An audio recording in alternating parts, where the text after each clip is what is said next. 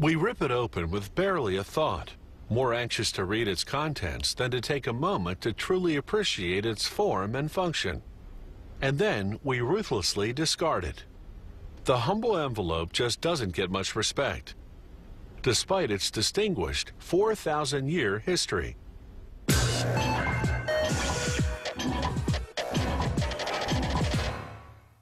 As early as 2000 BC, the Babylonians baked special clay wrappers to transport documents.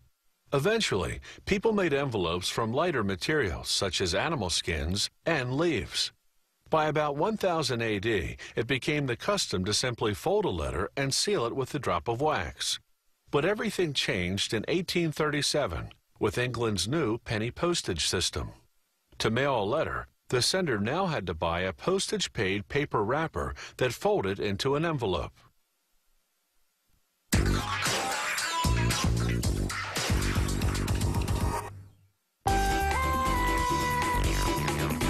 One of the many envelope styles this factory makes is a 12 by 18-inch envelope made of natural color craft paper. A machine appropriately called the sheeter cuts the roll into 21 by 25-inch sheets. A worker selects the cutting die for this style and installs it on an automated press. As each stack of sheets passes underneath, the press applies 11 tons of pressure, forcing the die right through like a giant cookie cutter. The shaped sheets are called envelope blanks.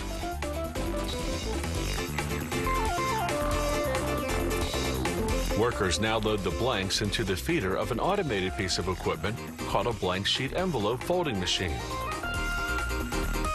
As we see here in slow motion, revolving steel blades first make score lines, 4 in all, one down each side creating the envelope side flaps, one across the top creating the seal flap, and one across the lower end creating the bottom flap.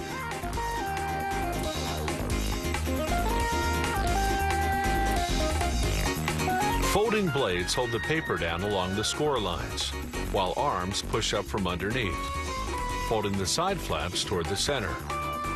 Just before the flaps meet, the machine runs a line of glue down their edge. The flaps adhere to each other, forming the center seam that runs down the back of the envelope.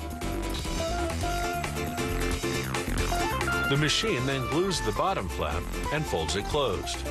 You can see in slow motion how it also applies glue to the seal flap at the top, keeping that flap open so that the glue will dry. The sender has to just re-moisten the glue to seal the envelope. The finished envelope exits the folding machine and enter another machine that counts them and stacks them upright.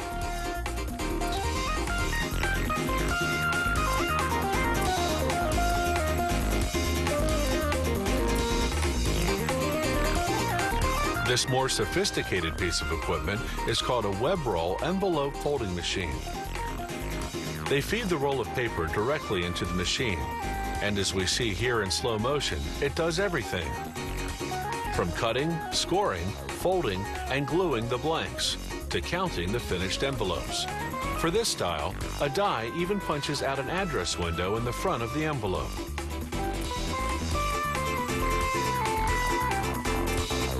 This all-in-one machine goes through all the steps at lightning speed, 20 envelopes per second.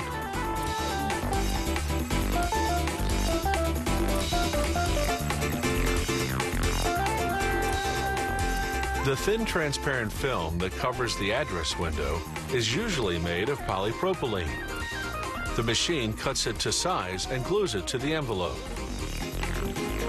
This machine doesn't have folding blades to hold the paper down along the score lines. Instead, the blanks roll through a series of rotating cylinders with air holes. A suction system vacuums the blank to the cylinder while the operation is being performed, then releases the vacuum to transfer the paper to the next cylinder, where it's vacuumed on for the duration of the next operation.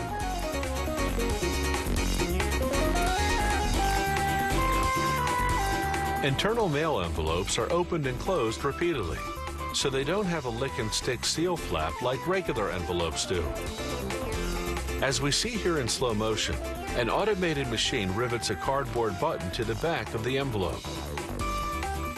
At the same time, it rivets another button with a piece of string to the flap.